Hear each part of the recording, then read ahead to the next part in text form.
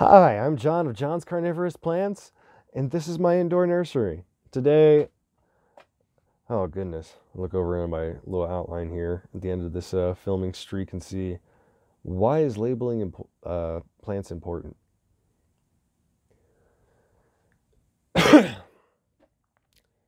So, this goes hand in hand with the next video that I'll be making, which is what to do with a no ID plant.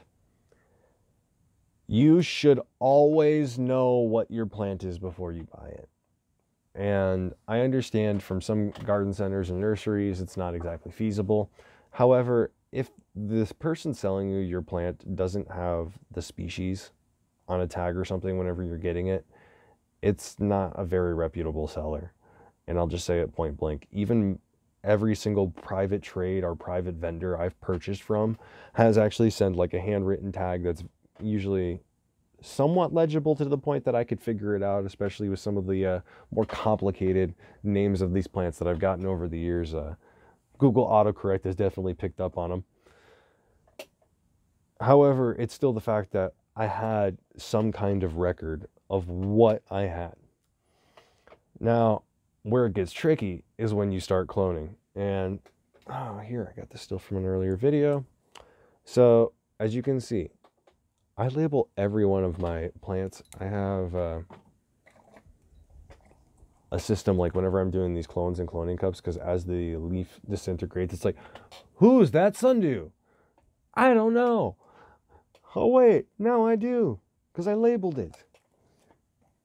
And traceability is absolutely imperative for me in this operation because it gets kind of difficult. I don't know.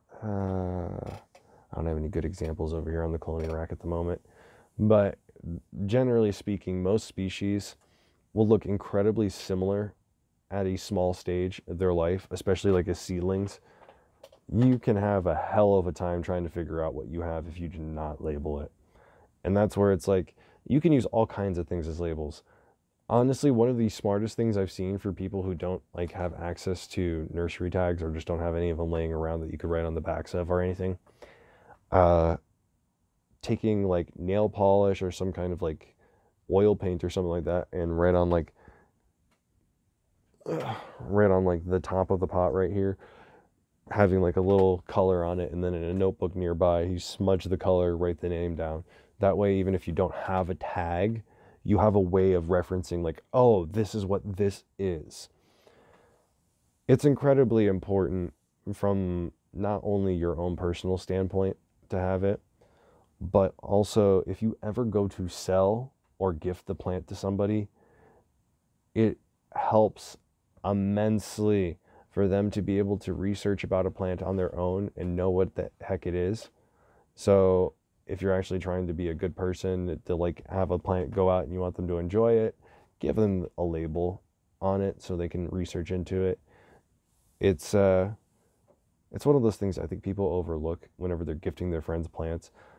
I've definitely done it before, and then I've had to remake a label and then go run it over to my friend and be like, oh yeah, sorry.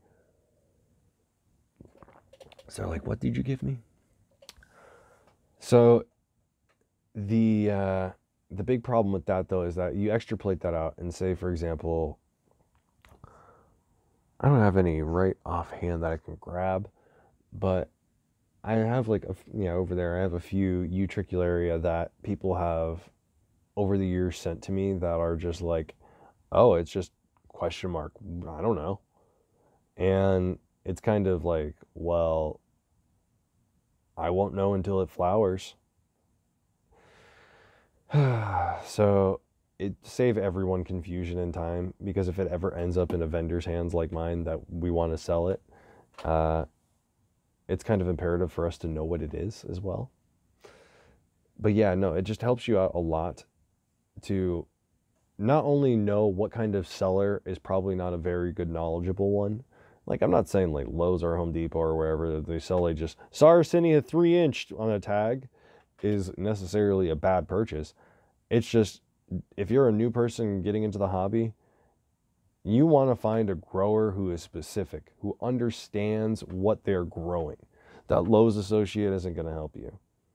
And the reason I say that is that most of the operations that I know of, if you have a question about a species or something like that, generally speaking, their website usually has an FAQ, or they have information to be able to point you in a direction.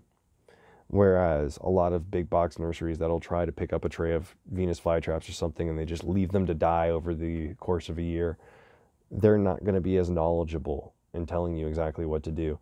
And I've actually seen some very insane growing advice from small gardening centers where they're just like, oh no, I know best on how to grow all of these plants. Sure they do. That's why they asked me if they can buy a tray of what I got, because obviously it's working so well for them. I digress though. Make sure you label your plants. It's imperative. And not only that, it's a good way of like outing bad sellers that aren't very knowledgeable and are likely just buying plants as a resell. I'm not saying there's anything wrong with that, but just don't come to me asking, what is my Sarracenia? What is my Drosera? What is my X, Y, or Z? If it's not glaringly obvious to me, I'm not going to respond, because it's not worth my time. And I've had far too many internet arguments over what potentially a hybrid plant could be. It's just not worth my time. Save yourself the headache. Save yourself the time messaging me or somebody else similar to me. And just keep your labels, people. If it doesn't come labeled as something, just label it no ID, because you don't know. Thank you so much for watching this video. I hope you found it informative. Please like, subscribe, and I'll check you out on the next one.